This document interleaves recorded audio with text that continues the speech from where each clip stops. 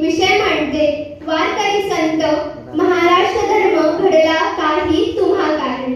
ही महाराष्ट्र भूमी वारकऱ्यांची, धारकऱ्यांची, साधू संतांची, योग्यांची, संतांच्या पदस्पर्शाने पावन झालेली आपली ही महाराष्ट्र भूमी, जिला वारकरी संप्रदायाचा वारसा लाभला आहे।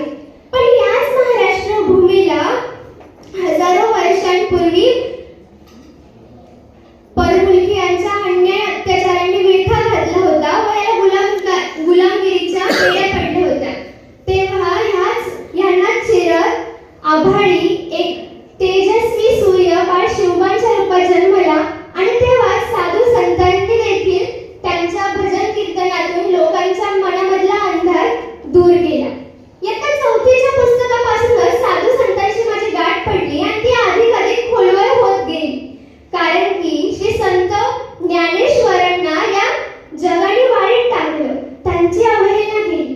पण त्याच संत ज्ञानेश्वरांनी ज्ञानेश्वरी सांगितली आणि ज्ञानेश्वरीच्या 18व्या अध्यायामध्ये आता विश्वात्मके देवे येणे वा यज्ञे तोषावे, तोषोनी मज द्यावे पसाय दान हे असं म्हणत पसायदान केलं व त्याच्यामध्ये जगाच्या कल्याणासाठी प्रार्थना केली।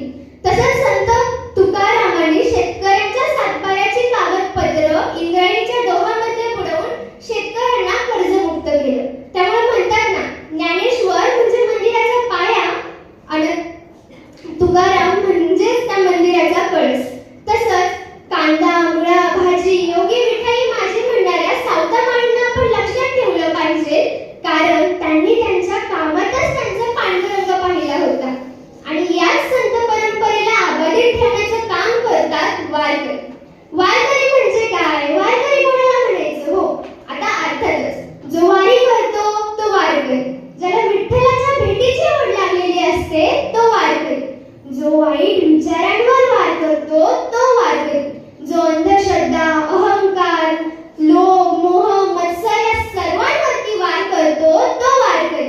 आणि शिव शंभूंच्या काळामध्ये जेव्हा हाच वारकरी टाळ बाजूला ठेवतो आणि हातामध्ये तलवार घेऊन तलवारीच्या पाठीवरती शिवबांचा स्वराज्य उभा करतो, तेव्हा तो म्हणवला जातो धारकरी।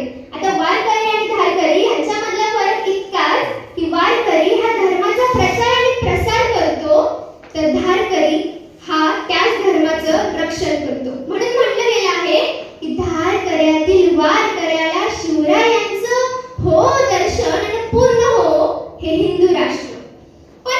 पण आजच्या आपल्या या पिढीला पब पार्टी मधलं नाच गाणं कूल वाटते आणि युगायुगांपासून चालत आलेली आपली ही वारी ओल्ड स्कूल आणि बोरिंग वाटते। त्यांना हे समजवण्याची गरज आहे की वारी ही फक्त विठ्ठल भक्तांचा अनवाणीत केलेला प्रवास नाही। वारी म्हणजे काय? जी जन्म मृत्यूचा फेरा मारते व जन्म मृत्यूच्या चक्रामधून आपल्याला बाहेर काढते, ती असते वारी। प्रपंचातून परमात्म्याकडे नेणारी असते वारी। ज्ञानोबा, माऊली, तुकाराम यांच्या नामातील जीवनाचा सार असते वारी। लहानांपासून मोठ्यांपर्यंत, थोरांपर्यंत सगळ्यांना एकच हाक दिली जाते वारीमध्ये, ती म्हणजे माऊली माऊली माऊली, ती असते वारी।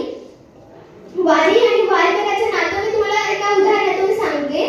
जेव्हा कोरोनाचा काळ होता, सगळीकडे महामारी पसरली होती, तेव्हा एक वारकरी विठ्ठलाला म्हणतो की वारी चुकली, म्हणून तो म्हणत असतो की मारल्या मी अनवाणी बघ किती येर झाले, मारल्या मी अनवाणी बघ किती येर झाल्या, जशा घरातच झाल्या माझ्या युगांच्या वाऱ्या, माय लेकराची नाळ कधी तुटायची नाही, उभ्या जन्मात विठ्ठला वारी चुकायची नाही, वारी चुकायची नाही।